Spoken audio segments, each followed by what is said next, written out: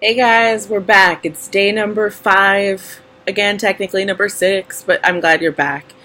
Um, we are on to the rest of page 37 through the end of the chapter, which puts us at page 41. Again, for all you math freaks out there, I know. I know. Law number 2, question the rules.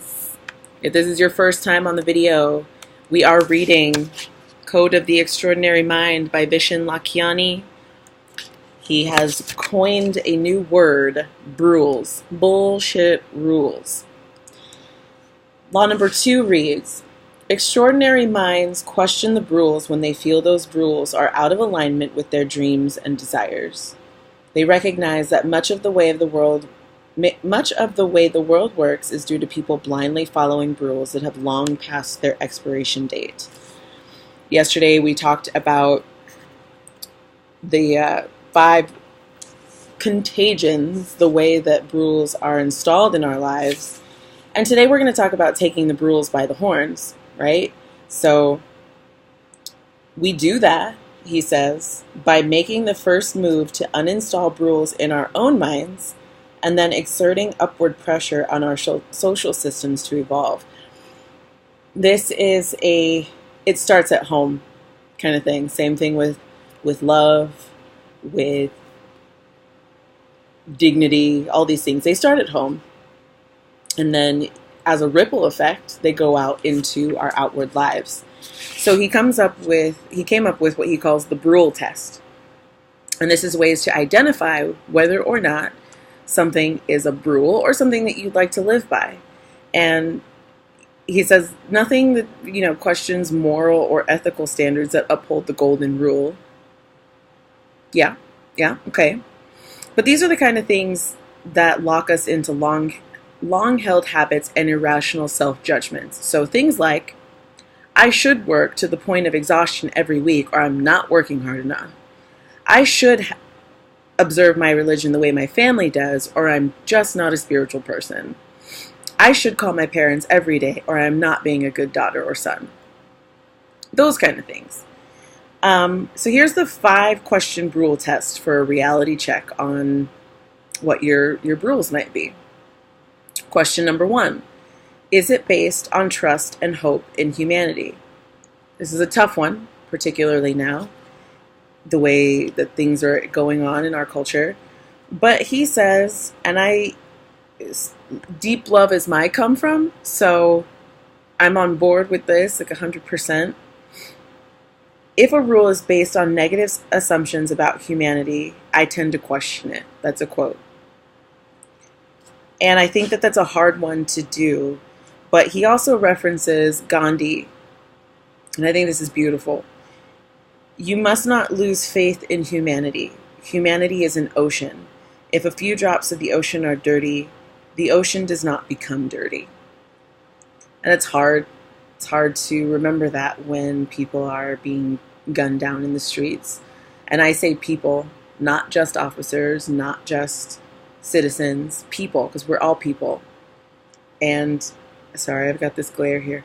It's just really important to remember that there is beauty in humanity. Moving on. Does it violate the golden rule is question number 2. And he writes, rules that elevate some while devaluing others are suspect as rules, such as rules that grant or restrict opportunities based on skin color, sexual orientation, religion, nationality, whether someone has a penis or a vagina, or any other arbitrary or subjective criteria. Drop the mic. Question number 3. Did I take it on from culture or religion? Not necessarily that that's bad, but just to remember, he says, and I like this, culture is like water. It's most beautiful and useful when it's moving. It's creating rivers, waterfalls, the waves of the ocean. But when water becomes stagnant, it becomes poisonous. Culture is like water. If it's stagnant, as in the case of dogma or the rules of fundamentalist religion, it can be poisonous. It can be. Question number 4. Is it based on rational choice or contagion? Back to this question of contagion. And the question, is it benefiting your life, or have you just never thought about doing things differently? In which case, shake it up. Think about doing things differently. If you discover that something is stifling and restrictive in that way, a rule by which you live your life, he says, let's allow it to die a peaceful death and cut the cord so they do not end up infecting our children. Back to that issue we were talking about yesterday. And question number 5, does it serve my happiness? He says this, and I'll go on to this in just a second, but he says, sometimes we follow beliefs that don't serve our happiness, but that feel as if they reflect an accepted and inescapable way of life. And he advises to place your happiness first. Only when you're happy can you truly give your best to others, in society, in relationships, in your family, and in community. I believe this. It's people say this in a lot of different ways, but especially when, as a coach, I talk about self-care. An empty pot pours no water.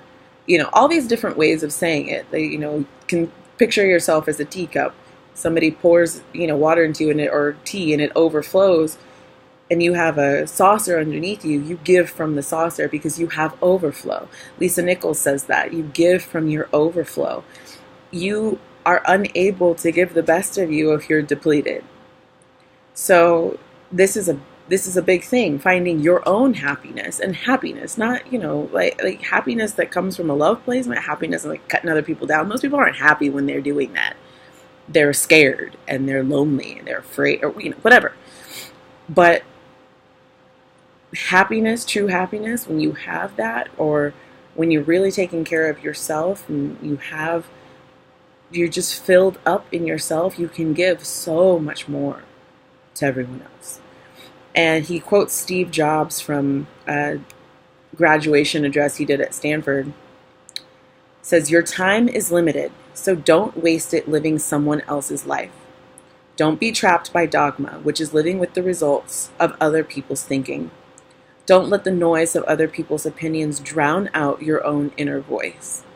And most important, have the courage to follow your heart and intuition. They somehow already know what you truly want to become. Everything else is secondary. That's hugely powerful. Something I believe very deeply, especially as a coach. Getting in connection with this can transform your life. Getting in touch with your inner voice, speaking authentically, being authentically. There are as many ways of being as there are people on earth, because we're all different. There is no comparison between each and every one of us, and yet we get so caught up comparing ourselves to other people, to other people's lives. We refer to it as comparing and despairing. But that's somebody else's happiness. Maybe it's not. But worrying so much about achieving what somebody else has so that we can maybe be happy because we're not even actually sure if they're happy doesn't make any sense. So find your own happiness. Live that happiness for yourself. Really learn that deep love. Have that deep love. And you just can't help but ripple that out into the world around you. So it's time to start questioning them rules. And I like this. I said this before. It's my own thought, but here it is reflected in the book. Don't rush. Don't expect to wake up tomorrow and change all of your thought processes. And again, programming. I mentioned it in the last video. Like a computer, like a CPU. But we're human. So don't expect everything to change overnight because there are some rules that you have identified and you want to change them. It's going to be a little bit harder than that, but that's okay. It's powerful work. And it can be hard to look squarely at the ones you have had, or the ones that have had the most influence on you. It's just a fact. But you can do it. don't shy away from that, because you understand how important it is to do it and how doing it in your own life will change the world. There's a really interesting thing that he says in here, and I really like this. I'm going to share it with you just in case you don't have the book. But he says, some say the heart is the most selfish organ in the body because it keeps all of the good blood for itself, the most oxygenated blood, and then it distributes the rest to every other organ. So in a sense, maybe the heart is selfish. But if the heart didn't keep the good blood for itself, the heart would die. And if the heart died, it would take every other organ with it, the liver, the kidneys, the brain. The heart, in a way, has to be selfish for its own preservation. So don't let people tell you that you're selfish and wrong to follow your own heart. And this is very true too, going on to the next section with life beyond rules, because then sometimes you think, oh, then what? Like, I've questioned my rules and I've changed some things, but then what? This questioning, this changing and shifting is part of maturing as a human being, and part of that maturity, and I'm not just talking about age, I'm talking about spiritual maturity, about emotional maturity, interdependence. With that comes accountability and responsibility for your actions, your life, and your experience of life. And you can't hide behind excuses about who or what is holding you back anymore, because you know that is within your control, that you can look at a bullshit rule, you can identify it, and you can say, toodles. One more quote that he puts in here by Psalm Isidora says, the people making you feel guilty for going your own way and choosing your own life are simply saying, look at me, I'm better than you because my chains are bigger. It takes courage to break those chains and define your own life. And then he goes on to say, so dare to live your precious days on earth to your fullest, true to yourself, with open heart and thoughtful mind, and with the courage to change what doesn't work and accept the consequences. You may find that you can fly farther than you ever imagined. I'll see you tomorrow.